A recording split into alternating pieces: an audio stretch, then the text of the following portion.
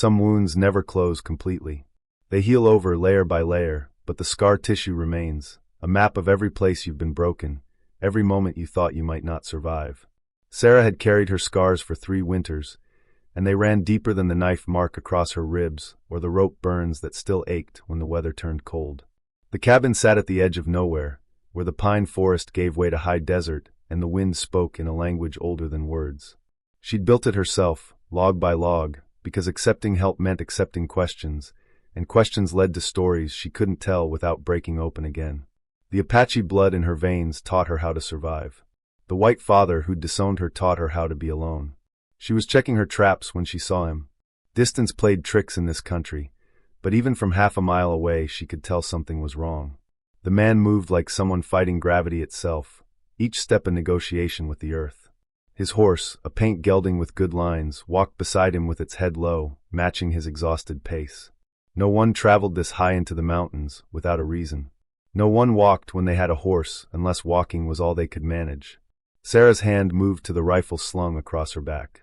3 years of solitude had taught her caution the way fire teaches fear, quickly and permanently. The stranger collapsed 200 yards from her door. She watched through the scope, tracking the rise and fall of his chest. Still breathing. The paint horse nuzzled him once, then lifted its head toward her cabin, ears pricked forward. Smart animal. Probably smelled her water barrel. Every instinct screamed at her to walk away. She'd survived this long by keeping her world small, her circle closed. People brought complications. They brought questions and expectations, and eventually, inevitably, they brought pain. The mountains had taught her a better way, the purity of solitude, the honesty of survival without witness.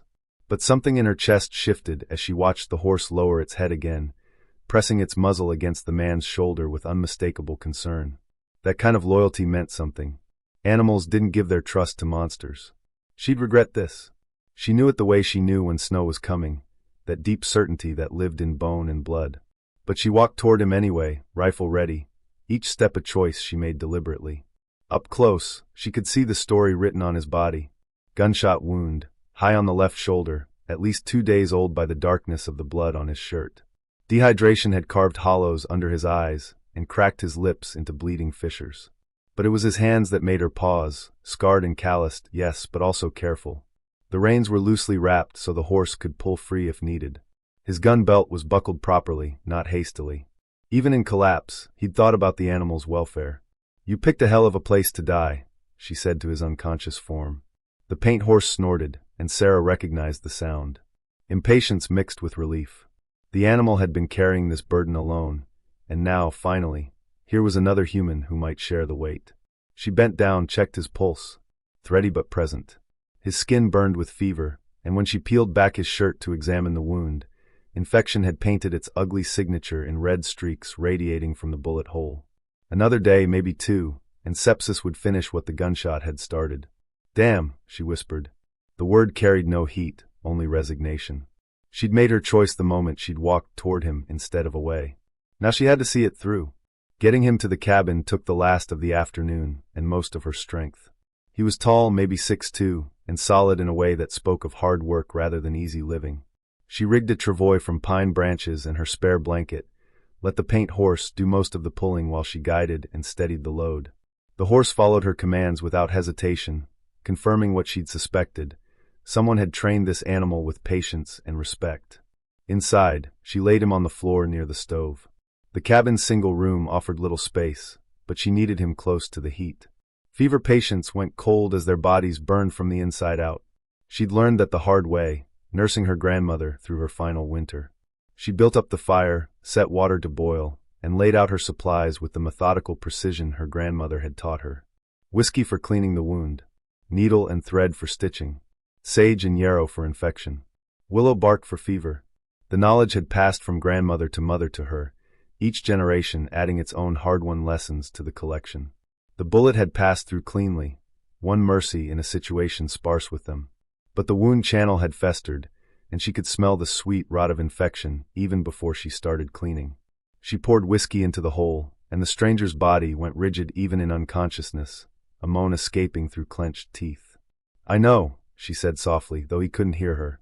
"But you'll thank me when you're not dead." She worked through the evening, cleaning and stitching and packing the wound with her poultice. His fever spiked as night fell, and she found herself sponging him down with cool water, fighting the heat that wanted to cook him from the inside out. Sometime near midnight, he started talking, fragments of sentences, names she didn't recognize, apologies to people she'd never meet. "Maria, I'm sorry," he mumbled, his head thrashing weakly. "Couldn't stop them. Tried. God knows I tried." Sarah placed a cool cloth on his forehead. "Whoever Maria is, she's not here. You are. So you need to fight." His eyes opened briefly, unfocused and glassy. They were dark brown, almost black in the firelight, and even through the fever she could see something in them, a depth that spoke of old pain carried quietly. Then they closed again, and he went still, and for a moment she thought she'd lost him. But his chest kept rising. His heart kept beating. Whatever fight lived in him hadn't surrendered yet. She dozed in her chair, waking every hour to check his pulse, to give him water when his lips moved, to adjust the blankets when he shivered or threw them off when the fever peaked. The paint horse stood outside her door, refusing to be led to the lean-to shelter. She finally gave up and left the door cracked, and the horse settled at the threshold like a guardian at a gate. Dawn came cold and clear, the kind of morning where the light seemed to cut like glass. She checked the wound, relieved to see no fresh bleeding, no new streaks of infection. His fever had broken sometime before sunrise, and now he slept naturally, deeply, his breathing steady and strong. Sarah made coffee, fed the horse, and tried not to think about what she'd done. She'd broken her first rule, the one about staying separate, staying safe. Now she had a stranger in her cabin, wounded and vulnerable, and she had no idea who he was or what kind of trouble had put a bullet in his shoulder. She should have left him where he fell. The mountains would have handled the rest, clean and final. No complications, no questions, no risk. But when she looked at his face, relaxed now in genuine sleep, she saw something that made her chest ache in a way she'd forgotten: loneliness, maybe. Or the recognition of a fellow survivor, someone who'd been broken and kept going anyway, not because they were brave but because stopping had never been an option. The question wasn't whether she'd done the right thing, the question was what she'd do when he woke up.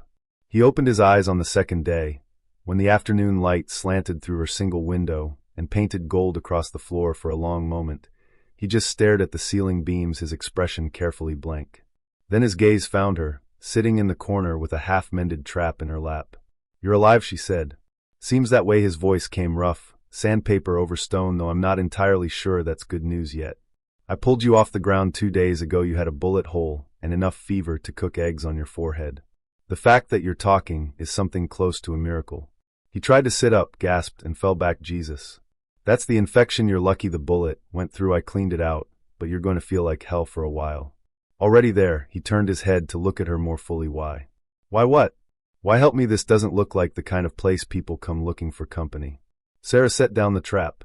"You want the honest answer? I don't know, maybe because your horse was worried about you, maybe because I've been alone long enough to recognize someone else who understands what that means." Something shifted in his expression, a crack in the careful neutrality. "Fair enough. I'm Sarah. Marcus." He paused. Marcus Webb. The name meant nothing to her, but she filed it away anyway. Names were power, and he'd just given her a piece of his. "Who shot you, Marcus Webb?" "That's complicated. Most things worth asking about are." He studied her for a long moment, and she had the distinct sense of being measured, assessed, judged. She met his gaze without flinching. 3 years alone had burned away whatever need she'd once had for approval. Finally he spoke. "I was a town marshal down in Silver Creek.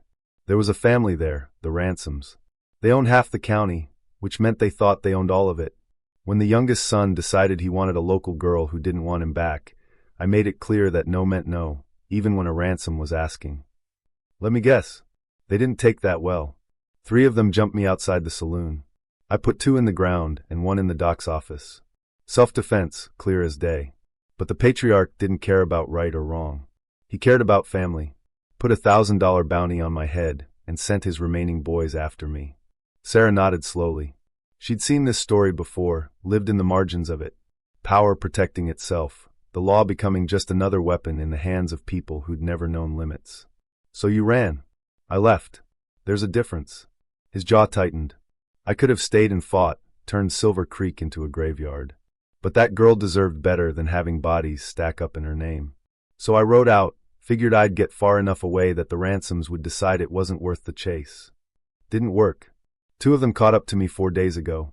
I put them down, but one of them got off a lucky shot before I did. He touched his shoulder gingerly. Been riding since then, trying to get somewhere high enough and far enough that they'd give up. And you found my mountain. I found your mountain. He closed his eyes. I'm sorry. I didn't mean to bring trouble to your door. Little late for that, but she said it without heat. The trouble was already here, healing in her cabin, eating her food, breathing her air. All she could do now was decide how to handle it. When I can ride, I'll leave. Few more days, maybe. Give you your peace back. Sarah stood up, moved to the stove to check the stew she'd been cooking. You won't be riding anywhere in a few days. That wound needs 2 weeks minimum to heal enough for travel. Maybe 3. And that's assuming you don't tear it open or pick up a fresh infection. I can't ask you to. You're not asking. I'm telling. She stirred the stew with more force than necessary. I didn't drag you off the ground and spend 2 days keeping you alive just so you could kill yourself trying to leave before you're ready. You'll stay until you can ride without passing out. Then you can go wherever the hell you want. Silence filled the cabin. She could feel him looking at her, trying to understand her, and she wanted to tell him not to bother. She barely understood herself anymore. Thank you, he said quietly. She didn't answer. Gratitude made her uncomfortable, implied a debt that needed paying, and she didn't want anything from him except his absence once he'd healed. But even as she thought it, she knew it was a lie. Some part of her, the part that had been slowly dying in the silence and solitude, had stirred to life the moment she'd heard another human voice. That terrified her more than any bounty hunters. The days developed their own rhythm. Marcus slept most of the first week, his body doing the hard work of healing, while Sarah went about her routines. She checked her traps, hunted when fresh meat was needed, tended to his wound twice daily with her poultices and clean water. He protested the first few times she changed his dressings, some masculine pride insisting he could handle it himself, but he stopped after he tried once and nearly passed out from the pain. Accepting help isn't weakness, she said as she packed the wound with fresh herbs. Feels like it. That's just your pride talking. Pride has killed more men than bullets. He laughed, a short, bitter sound. You sound like my mother. Smart woman, then. She was. Past tense, and the grief in those 2 words told its own story.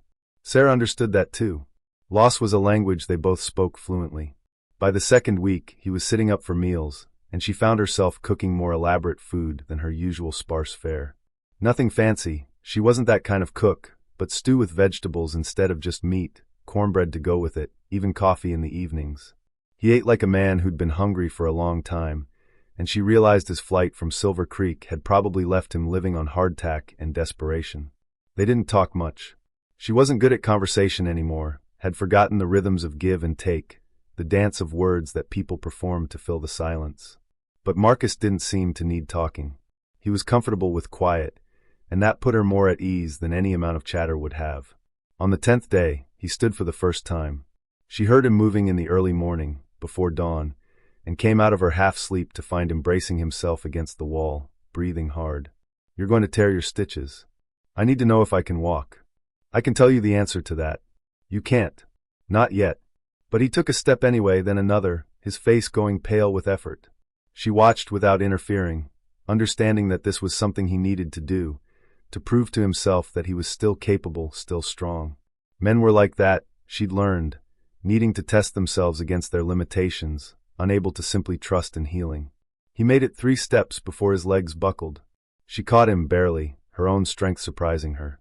They stood there for a moment, his weight against her, both of them breathing hard. Satisfied, she asked. Getting there. She helped him back to his bedding, and he didn't protest. That was progress of its own kind. Tell me about this place, he said when his breathing had steadied. How'd you end up here? Sarah settled back in her chair. This was the question she'd been dreading, the one she'd known would come eventually. She could deflect, could tell him it wasn't his business. But he'd given her his story, and some part of her, the part that remembered how to be human, how to connect, wanted to give him something back. My mother was Apache, she began. My father was a white trader who thought marrying an Indian woman made him progressive and adventurous. For a while it worked. We lived near the reservation, had a good life. Then my mother died when I was 12, and my father remarried. White woman, proper family, all the things he thought he needed to fit back into his world. She paused, remembering. The words came harder than she'd expected. His new wife didn't want a half-breed daughter. Made that clear from the start. And my father, he chose peace over me. Told me I could stay if I acted white, talked white, forgot everything my mother taught me. When I said no, he sent me to live with my grandmother on the reservation. That doesn't sound so bad. It wasn't. Grandmother taught me things my mother never had time to. How to read the land, how to survive, how to carry my heritage with pride instead of shame. I had 6 good years with her. Sarah's voice went quiet. Then the cavalry came through, looking for renegades who'd left the reservation. They didn't find any, but they found my grandmother's cabin, and they found us. The soldiers, they decided that a young Apache woman was probably entertaining warriors, probably helping them hide. They were wrong. Didn't matter. Marcus's jaw tightened. Jesus. I fought. Put a knife in one of them, before they got me tied down. They hurt me pretty badly before their commander showed up and put a stop to it. He was horrified, apparently hadn't meant for his men to do what they did. Wrote me a letter of apology, if you can believe that. As if words on paper could fix what they broke. She stood, moved to the window, looked out at the mountains that had become her sanctuary. I tried going back to my father after that. Thought maybe he'd see me differently, maybe he'd want to protect his daughter. He looked at my scars and sent me away. Said I was tainted, that I'd brought shame on his household. That's when I knew I was done trying to fit into anyone's world but my own. So you came here. So I came here. Found this valley, built this cabin, learned how to be alone. It's not much of a life, maybe. But it's mine. No one can take it from me. No one can use me or break me, or tell me I'm not enough. I'm just here. Surviving. That's all I've got the strength for. The silence that followed felt different than their usual quiet. This was the silence of witness, of one wounded soul recognizing another. I'm sorry, Marcus said finally. Don't be. I survived. That's more than a lot of people can say. Surviving isn't the same as living. Sarah turned to look at him. His eyes held something that made her chest ache, understanding, maybe, or recognition. He knew what she meant because he'd lived it too, in his own way. They were both survivors, both carrying scars that no one else could see. No, she agreed. It's not, but it's what I know how to do. The 3rd week brought the first snow, early for the season, but not unprecedented at this elevation. Sarah woke to find the world transformed, everything soft and white and silent. She stood in her doorway with her coffee, breathing in the cold, clean air, and felt something settle in her chest, a rightness that came with the changing of seasons, the world doing what it was meant to do. Behind her, Marcus stirred. He was moving better now, could stand and walk short distances without his face going pale. The wound was healing cleanly, the angry red fading to pink. In another week, he'd be strong enough to ride. The thought should have brought relief. Instead, it brought something else, something she didn't want to examine too closely. First snow, he said, coming to stand beside her. Not too close, respecting the space she'd kept between them, but close enough that she could feel his presence like heat from a fire. Always beautiful. Always dangerous. Like most worthwhile things. She glanced at him, found him looking at the mountains rather than at her. His profile was strong, weathered, the kind of face that had seen hard miles and harder choices. She wondered what he saw when he looked at those peaks, escape or prison, freedom or isolation.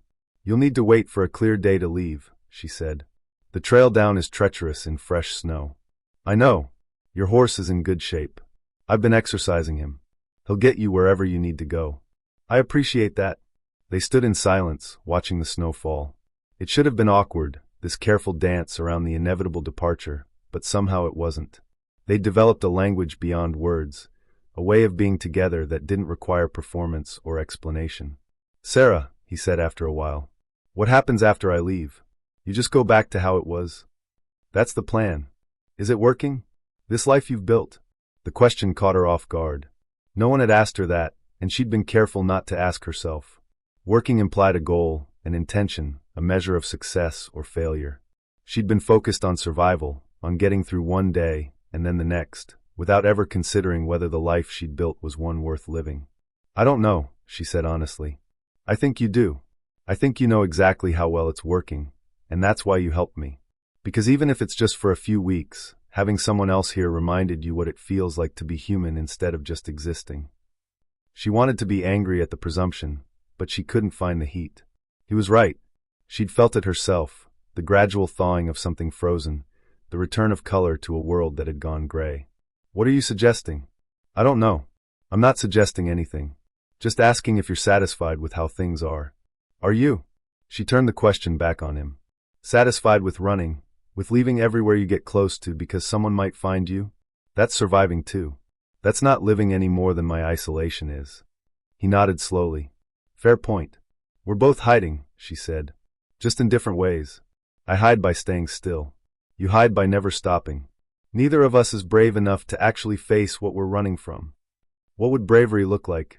Sarah didn't have an answer. She'd spent 3 years defining bravery as endurance, as the ability to wake up each morning and face another day alone. But maybe Marcus was right. Maybe real bravery looked like something else entirely, like opening your door when you wanted to keep it closed, like helping someone when it would be easier to walk away, like admitting that isolation was a wound that never healed, only got worse. I don't know, she said again. The words felt like failure. They went back inside as the snow began to fall harder. Marcus sat by the fire while Sarah made breakfast, and the domesticity of it struck her suddenly. How normal it felt, how right, to have someone else in her space, to cook for 2 instead of 1, to move through her morning with another person's presence as part of the rhythm. She'd forgotten this. Or maybe she'd never really had it. Her childhood had been fractured, her time with her grandmother filled with lessons and survival rather than simple living. She'd never had this quiet partnership, this easy coexistence. And in a week, it would end. The snow fell for 2 days, heavy enough to make travel impossible. Sarah found herself grateful for the delay, even as she knew it was only postponing the inevitable. Marcus grew stronger each day, and his restlessness became more apparent. He wasn't built for stillness, for staying in one place. He'd spend hours at the window, watching the storm, and she knew he was thinking about the trail, about where he'd go next, about how to stay ahead of whatever might be following him. On the 3rd day, the storm broke and the sun emerged, brilliant and blinding on fresh snow. The world looked reborn, every surface transformed into diamond light. It was the most beautiful thing Sarah had seen in months, and also the saddest, because she knew what it meant. I'll leave tomorrow, Marcus said. Give the trail 1 more day to settle. All right. He turned to look at her. Sarah, I want to. Don't. She held up a hand. Whatever you're about to say, just don't. You don't owe me anything. You got shot, I helped you heal. That's the whole story. It's not, though. Is it? No. It wasn't. They both knew it. But saying it out loud would make it real, would give it weight and substance, and she didn't know how to carry anything heavier than what she already bore. You should check your gear, she said instead. Make sure everything's ready. He nodded, accepting the deflection. But something in his expression made her chest ache, a tenderness that felt like its own kind of wound. That night, Sarah couldn't sleep. She lay in her blankets, staring at the ceiling, listening to Marcus breathe in his own bedding across the room. Soon, she'd be alone again with only the sound of wind and her own thoughts. The silence would return, complete and absolute, and she'd go back to who she'd been before. The woman who survived without living, who endured without joy, who kept herself safe by keeping herself separate. The thought made her want to scream. She must have made some sound, because Marcus spoke from the darkness. You awake? Yeah. Me too. Nervous about tomorrow? No. Well, yes. But that's not why I can't sleep. Sarah waited. Outside, wind moved through the pines, that ancient susurrus that was the mountain's own breathing. I keep thinking about what you said, Marcus continued. About hiding. You were right. I've been running for so long I forgot there might be another option. What option? Stopping. Standing still. Finding a place and defending it instead of always moving to the next town, the next territory, the next temporary safety. The ransoms might find me wherever I go, or they might not. Either way, I'm tired of living like hunted game. I'm tired of never having anything that matters because everything can be taken away at a moment's notice. Sarah sat up, trying to see him in the darkness. What are you saying? I'm saying I don't want to leave tomorrow. I'm saying I want to stay here, if you'll let me. Not forever, maybe, but long enough to see if standing still might be better than running. Long enough to see if we might build something together that's stronger than what either of us has alone. Her heart hammered against her ribs. This was the thing she'd wanted and feared in equal measure, the possibility she hadn't let herself consider, because considering it meant risking everything she'd built. You don't know me, she said. Not really. I know enough. I know you're strong and capable and kinder than you want to admit. I know you saved my life when you could have let me die. I know you understand what it means to be broken and keep going anyway. That's more than most people know about each other after years of living together. This is crazy. Probably. But I've done sensible my whole life, and it got me shot and running. Maybe crazy is worth trying.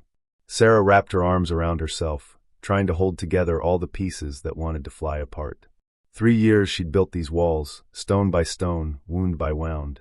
And now Marcus was asking her to tear them down, to let him in, to risk being hurt again for the possibility of something better. "If you stay," she said slowly, "and the ransoms come, then we'll deal with it. Together. That's the point, isn't it? Not being alone when the hard things happen. I don't know how to do this. How to be with someone. How to trust. Neither do I anymore. We'll figure it out as we go." She wanted to say no. Wanted to tell him to leave at first light, to take his restless energy and his dark eyes and his wounded soul somewhere else, to let her go back to the safety of solitude. But when she opened her mouth, different words came out. 1 month. You can stay for 1 month. If it doesn't work, if we drive each other crazy or if the ransoms show up, you ride out and I won't stop you. But if it does work. She trailed off, unable to finish the sentence. If it works, we build something real. A life instead of just survival. Yes. The word felt like surrender and victory both. She was terrified and exhilarated, trembling with the weight of what she'd just agreed to. But underneath the fear, something else stirred. Hope, fragile as new snow, dangerous as spring ice, but undeniably present. "Thank you," Marcus said. "Don't thank me yet. You might regret this come spring." "I doubt it." She lay back down, but sleep still wouldn't come. Too much had changed too quickly. The walls she'd built were crumbling, and she didn't know what would stand in their place. But for the first time in 3 years, she was willing to find out. Morning brought hard work and the beginning of new patterns. Marcus was still healing, but he was strong enough to help with basic tasks. Together, they split wood, hauled water, tended to his horse, and checked the trap lines. Sarah showed him her territory, the invisible boundaries she'd mapped over 3 years of solitude, and he moved through them with the same respect he'd shown his horse, careful, attentive, present. They didn't talk much. She was still too uncertain, too aware of how easily this could fall apart, to risk heavy conversations. But they worked well together, developing an instinctive coordination that surprised her. He anticipated what she'd need before she asked. She adjusted her routines to include him without conscious thought. It was like dancing with someone who knew the same steps, each of them making space for the other without diminishing themselves.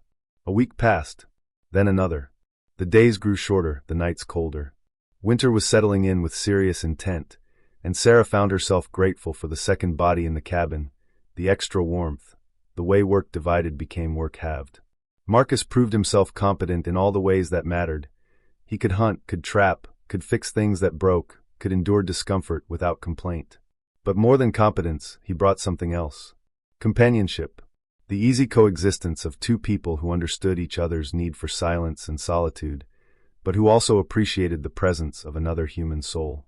One evening, 3 weeks after he'd agreed to stay, they sat by the fire after supper. Sarah was mending a shirt, and Marcus was cleaning his guns, a nightly ritual that spoke of old habits and constant vigilance. "Tell me about Maria," Sarah said. His hands stilled. She'd never asked before, respecting his privacy the way she wanted hers respected. But they were building something here, and building required foundation stones of honesty. "Maria Reyes," he said slowly. "The girl the ransom boy wanted. She was 18, worked in her father's shop in Silver Creek. Beautiful and smart and kind.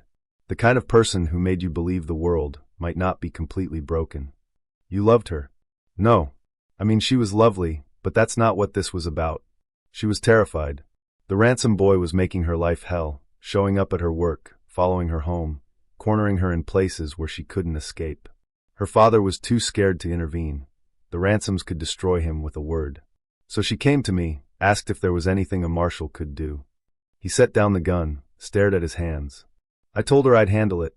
Went to young Ransom, explained very clearly that he needed to leave her alone. He laughed at me, said some things about what he planned to do to her that made me want to put him in the ground right then. But I kept my badge, kept my temper. Told him if he so much as looked at Maria wrong, I'd arrest him for harassment. That's when the others jumped you. 3 nights later, they caught me outside the Lucky Dollar, already drunk and looking for trouble. It was a clear setup, provoke me into a fight so they could claim self-defense when they killed me. didn't work out the way they planned. Sarah could picture it, Marcus, outnumbered and ambushed, making the split-second calculation that sometimes survival meant violence. She knew that calculation intimately. And Maria? She's safe. She left town the day after the fight. Her father sold the shop, and they moved to Santa Fe, where they had family. Last I heard, she was engaged to a rancher's son, living a good life. So yeah, she's safe. But it cost me everything to make sure of it. Worth it? He considered the question seriously. Yeah, it was.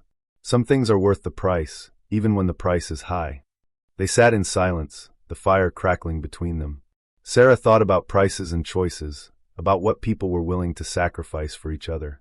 She'd spent 3 years believing the only safe choice was to sacrifice nothing, to keep everything close and protected. But maybe that had its own cost, one she was only now beginning to calculate. I'm glad you did it, she said. What you did for her. The world needs more people willing to stand between the powerful and the vulnerable. Even when it means becoming a fugitive? Even then. Because doing the right thing isn't about convenience. It's about being able to live with yourself after. Marcus looked at her then, really looked, and something in his expression made her breath catch. You understand that, don't you? That's why you're up here.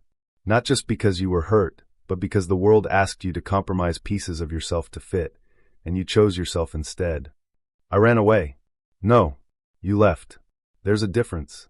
The same distinction he'd drawn about his own flight from Silver Creek, and hearing it applied to her own story made something shift in her chest. Maybe he was right.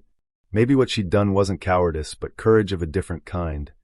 The courage to refuse what was unacceptable, even when refusal meant isolation. Marcus, she said carefully, when your month is up, when we said you could leave if this wasn't working, are you planning to stay? Are you planning to let me? I asked first. He smiled, a rare full expression that transformed his weathered face into something younger, lighter. Yes, Sarah, I'm planning to stay. If you'll have me. This is the first place I've felt like myself since Silver Creek. Maybe the first place I've ever felt like I could build something that might last. Relief and terror warred in her chest. The ransoms might come. Probably will eventually. But when they do, they won't find one man alone. They'll find 2 people defending something that matters. I like those odds better. She wanted to argue, to point out all the ways this could go wrong, all the dangers they'd face. But the words wouldn't come. Because underneath the fear, she felt the same thing he did, this strange, fragile rightness. This sense that maybe, against all odds and logic, they'd found something worth defending.